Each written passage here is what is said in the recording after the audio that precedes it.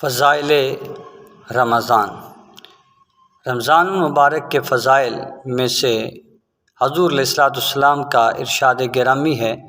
حضور نے ارشاد فرمایا، جیسے ہی رمضان کا مہینہ شروع ہوتا ہے تو شیاطین سرکش جنات کو قید کر دیا جاتا ہے، اور پہلی رات ہی اللہ تبارک و تعالی جہنم کے سارے دروازے بند کروا دیتا ہے، اور پورا ماہ اس میں سے کوئی ایک دروازہ بھی نہیں کھلتا۔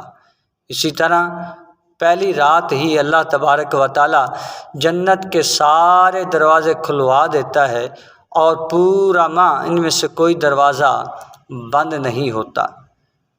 اور پھر ایک ندا دینے والا ندا دیتا ہے کہ او بھلائی کے طالب، او نیکی کرنے والے، او اچھائی کرنے والے آگے بڑھ، اور برائی کرنے والے کو کہتا ہے، او برائی کرنے والے برائی سے رک جا، گناہ سے رک جا، غلطی سے رک جا۔ اور پھر رمضان المبارک کے ہر رات اللہ تبارک و تعالی لوگوں کو جہنم سے آزادی عطا فرماتے ہیں۔ حضور علیہ الصلوۃ والسلام کا ایک اور فرمان عالی شان ہے۔ حضور نے ارشاد فرمایا، جو ایمان اور ثواب کی امید کے ساتھ رمضان کے روزے رکھے تو اللہ تبارک و تعالی اس کے پچھلے سارے گناہ معاف کر دیتا ہے۔